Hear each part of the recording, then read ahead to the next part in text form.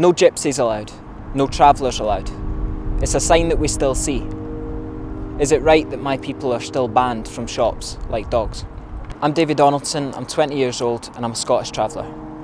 Not many people know this, but we've been in Scotland for over 1,000 years. We have our own language, our own culture and our own customs. So why then do we still experience prejudice and racism in 2018? Travellers in Scotland are faced with signs banning them from shops, from restaurants, from pubs.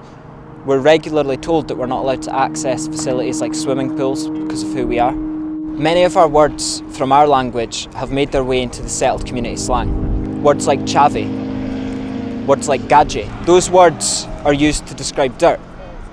So why are our words always synonymous with dirt? And why are we as a people always put in a place where we're synonymous with dirt?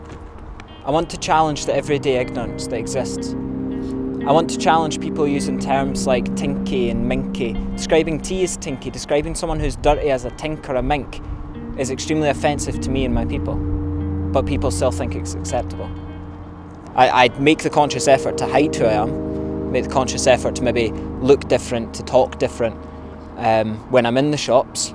Young travellers were just kind of taught to accept racism and prejudice. I know of travellers who've taken their own lives, who have completely disassociated themselves with the culture entirely because they're terrified that they won't be allowed to get a job, they won't get into school. There's a huge issue with people not looking at other cultures, not looking at other ways of being. Traveller culture, yeah, it's very distinct and it's very different to what many people might see as a way they would want to live. They might not understand it, they might not understand why we want to go and live in a caravan in the middle of a car park, when actually we're living in that car park because one of our ancient camps has been shut down. We're forced to live there because there's nowhere else to go. But instead of people working with us to open those camps and to talk to us, understand our culture and the issues that we face, they would rather quickly write on Facebook that the gypsies or the pikeys have moved into the car park. I like that my culture's been here for a very, very long time. I like that when I sit on a camp, knowing that my family stayed on that camp consistently every single year for the past 400 or 500 years. I like being able to sit next to an elderly member of the community and hear a story that's been passed down orally for centuries. I like being able to hear a ballad that's been retained in our community since the 1200s. As a traveller, I don't like the sense of being stuck. I don't like the idea of a 9-to-5 job. I don't like the idea of working for somebody.